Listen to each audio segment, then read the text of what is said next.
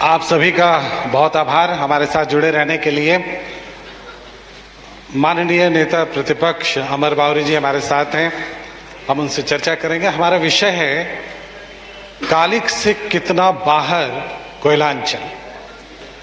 अब जब हम कालिक से बाहर बोलते हैं तो मसला सिर्फ कोयले का नहीं है, मसला ये है कि क्या कोयलांचल जो उसकी छवि होनी चाहिए थी, जो रत्न गर्भा है, क्या उसको वो मिल पाया है जिसका कि वो हकदार है? आपको लगता है? पहले तो सभी को जोहार। मानवीय दृष्टिकोण दो तरह से सोचता है, एक नकारात्मक तरीके से, एक सकारात्मक तरीके से। अब ऐसा कोई भी व्यक्ति, ऐसा कोई भी समाज, ऐसा कोई भी जगह नहीं है जो विशुद्ध रूप से पूरी तरह से बिल्कुल शुद्ध हो, प्योर हो। हाँ, अपने श्री राम मर्यादा पुरुषोत्तम जरूर है, जिनका चरित्र, जिनका जीवन में कोई उंगली नहीं उठाता है। कोयलांचल जिसकी बात हम कर रहे हैं, धनबाद जिसकी बात कर रहे हैं, ये आज़ादी के पहले से मानव के विकास में, औद्योगिक विकास में जो महत्वपूर्ण जो भूमिका रही है ऊर्जा की, उस ऊर्जा का सबसे महत्वपूर्ण अवयव रहा है कोयला। और मुझे मालूम है कि 1880 के बाद कॉलोनियल जब सेटअप था, उस समय अंग्रेजों ने यहाँ के झरिया का कोयला को देखा और उसकी क्वालिटी को देखा, जिसकी क्वालिटी बहुत ज़बरदस्त थी, इसमें ऐश बहुत कम था। और 1890 के बाद कोयला के इन कॉलोनियों को बसाया गया। झरिया में भी आपको उस समय के मजदूरों के लिए बने हुए घर मिल जाएंगे, कमोबेश अभी भी है। देश को आगे बढ़ाने में कोयला ने बहुत मजबूत आधार दिया है। देश जो आगे बढ़ा है उसमें इसकी बहुत बड़ी भूमिका रही। जब किसी चीज से पैसा आता है तो आधुनिक समाज में सबसे ज्यादा अगर यदि मानव को किसी चीज ने प्रभावित किया है, या जब से मानव समाज, जब से हम लोगों ने पैसा को इजाद किया है, तो पैसा ही हमको, हमारे चरित्र को भी, हमारे देश, हमारी सोच सबको प्रभावित करता है। इस कोयला से पैसा बनाने के चक्कर में इसकी खूबियों को हम लोगों ने खोया है, खूबसूरती को खोया है। वे लोग जो 8-8 घंटा खदानों में नीचे घुस करके, पत्थर के सीने को चीर करके, कोयला निकाल करके इस देश की प्रकृति में सबसे ज्यादा वाहक रहे हैं, उनकी चर्चा नहीं होती है। उनके किए गए कार्यों का अभिनंदन नहीं करते हैं हम लोग। ये बात जरूर है कि भाई इससे काली कमाई करने वाले लोगों की पहुंच बढ़ गई है। आउटसोर्सिंग जब से आया है तब से हम सब लोग जान रहे हैं कि आउटसोर्सिंग कंपनियां बड़े पैमाने पर कोयला का उत्पादन तो कर रही है। बड़े बड़े ओबी वैन्स के माध्यम से, जो पहले हम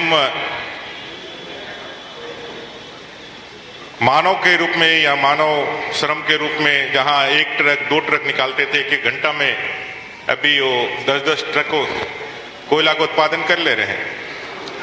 लेकिन इन सब के बीच आउटसोर्सिंग कंपनियों का जो जुल्म है, आउटसोर्सिंग कंपनियों का जो यहाँ इस क्षेत्र में जो दबाव है, वो किसी से छुपा हुआ नहीं है। लेकिन कोयलांचल में हम जरूर कहेंगे गंगेश जी, ISM धनबाद भी है जो IIT बना है, BIT सिंदरी भी है। कई एक चीजें यहाँ पर ऐसी है, वो तोपचाची का आपका झील भी है, मैथन का वो हमारा पावर भी है। कई एक चीजें धनबाद के लिए आप कह सकते हैं। झरिया जो अंतर्राष्ट्रीय स्तर पर ख्याति प्राप्त स्थल है, कई एक चीजें हैं। कई एक एक्टर, कई एक बड़े विद्वान इस कोयलांचल से निकल करके देश दुनिया के अंदर अपनी पहचान बनाए। कई एक लोगों का नाम है। एक बात जो चिंतित करती है वो ये है कि इससे मजदूरों ने, एक तरह से हम कहें कि मजदूरों के पसीने से ये क्षेत्र ऊर्जित होता है। क्या मजदूरों की स्थिति सही है, आपको लगती है? कोयला मजदूर हमेशा से उनकी सुविधाएं, उनके हिस्से का जो लाभ मिलना चाहिए वो हमेशा से सभी सरकारों के लिए कटघरे में खड़ा करने वाला विषय रहा है। जितने भी यूनियंस, जितने भी लोग काम करते हैं विशेषकर के श्रम जीवियों के लिए, उनको हमेशा इस बात का मलाल रहता है कि जितना श्रम वो करते हैं उतना श्रम का हम लोग भुगतान नहीं करते हैं, या जो सुविधाएं उनको मिली जानी चाहिए वो नहीं मिलती है। देश के पहले श्रम मंत्री थे बाबू जगजीवन राम। जब उन्होंने यहाँ विजिट किया तो अपनी पत्नी के नाम पे भूली नगर बसाया। ये जो भूली नगर है बगल में बैठा हुआ है, उनके धर्म पत्नी के नाम पर है, और वो मजदूरों की सबसे बड़ी कॉलोनी है, अभी भी लोग वहाँ वास करते हैं। कुल मिलाकर के जब से आउटसोर्सिंग प्रारंभ हुआ है तब से लोगों के पहले नियोजन जो था उसके नियोजन उतना नहीं हो पाता है, और आउटसोर्सिंग कंपनी अपने हिसाब से लोगों को टैकल करती है। लेकिन मेरा व्यक्तिगत मानना है कि उन मजदूरों का जो श्रम करके इस देश को आगे ले जाने में अपनी महत्वपूर्ण भूमिका निभाए हैं, बिना उनके नहीं हो सकता, उनको और मिलना चाहिए होता है। एक इम्पॉर्टेंट है कि प्रधानमंत्री जो मंदिर बना रहे होते हैं उन मजदूरों के पैर धोते हैं, मजदूरों के लिए जितना प्यार उनका दिखता है, क्या कोयला मजदूरों के भी पैर धोने वाले लोग मिलेंगे यहाँ कभी? आदरणीय प्रधानमंत्री जब से आए हैं देश के अंदर, नरेंद्र भाई मोदी जी, तब से ये देश आम लोगों को लगने लगा है कि अपना देश है। नहीं तो इससे पहले लोगों को लगता था कि चंद परिवारों तक ही ये देश का पहुंच है, उनके संसाधनों पर हो चाहे उनकी पहचान कुछ घरानों तक ही सीमित थे।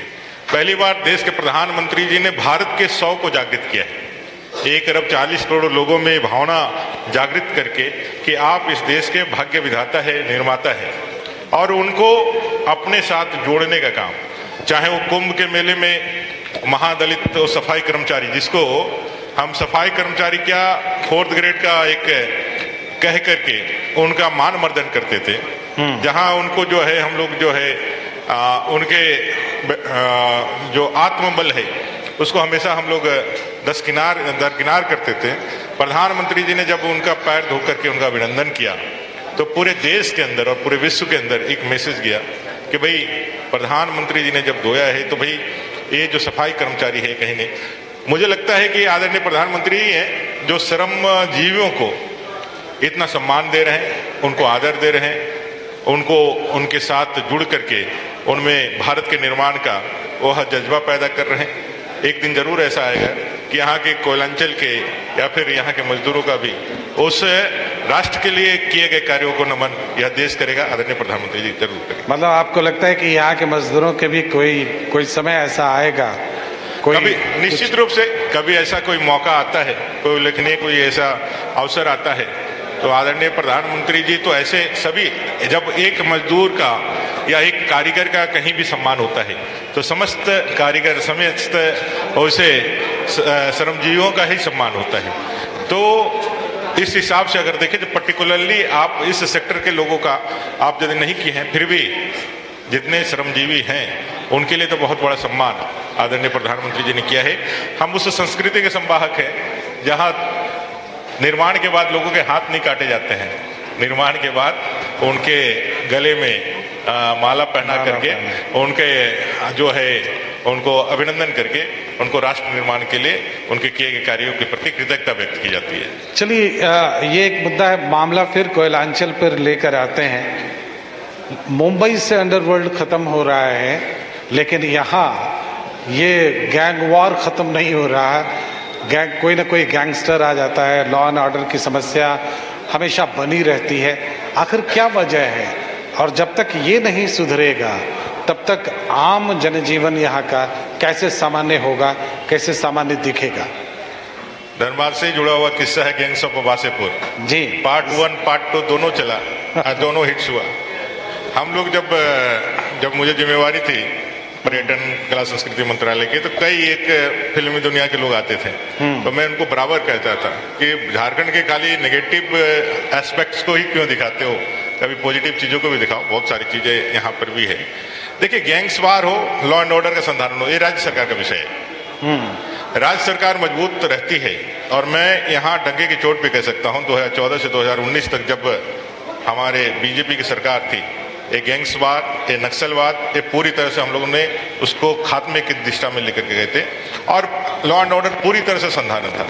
अगर यदि राज्य की सरकार, जिनको कानून के संभालने के लिए, कानून को बचाने के लिए, कानून के देखरेख करने की जिम्मेवारी जिन्होंने ली है पद और गोपनीयता की शपथ लेकर के, वही यदि करप्शन में क्राइम इन पार्टनर हो जाए, क्राइम के पार्टनर के रूप में अपने आप को प्रस्तुत कर ले, तो नीचे तो अराजकता फैलेगी ही। और धनबाद सहित पूरा झारखंड उसी चीज का दंश झेल रहा है। और मुझे लगता है कि यह दंश तब तक लोगों को झेलना पड़ेगा जब तक एक कानून का सम्मान करने वाली सरकार राज्य में नहीं आए। कानून का स्थापन करके यहाँ के नागरिकों को उनका हक और अधिकार देते हुए उनको एक सुखी जीवन, एक शांतिपूर्ण वातावरण उनके बाल बच्चों के लिए देने का संकल्प लेकर जब तक कोई सरकार नहीं आएगी तब तक ये समस्या बरकरार रहेगी। नेता प्रतिपक्ष से बात हो और सियासी बातें ना हो तो थोड़ा अधूरा लगेगा। तो आपने कहा कि लॉ एंड ऑर्डर यहाँ सुधरेगा, एक खौफ यहाँ पर जो है, एक अनजाना सा खौफ जो हमेशा बना रहता है, वो कभी दूर होगा। आपने सरकार को खौफ में रखा है ईडी चला के, ये कितना सही है? ईडी का जो हम लोगों के ऊपर एलिगेशन लगाने का कोशिश करते हैं, ईडी का एस्टेब्लिशमेंट 1993-94 के आसपास में कांग्रेस की सरकार में, वो सिर्फ टाइमिंग की वजह से होता है। मेरा ये कहना है कि अगर कोई गलत करेगा तो भारत का संविधान में जो ताकतें जिस भी संस्था को दी गई है उसको अपना कार्य करने की पूरी आजादी है। यह पाकिस्तान तो है नहीं कि जहां लोग अपने हिसाब से अपने कुछ भी कर ले और उसको देखने वाला कोई नहीं रहे। यहाँ सब अपना कार्य निर्धारण है। संविधान बहुत मजबूती के साथ आगे बढ़ रहा है। हम सब लोग बड़े गौरवशाली इतिहास के गवाह बने हैं। देश के गणतंत्र का 75 साल हम लोगों ने 2 दिन पहले मनाया।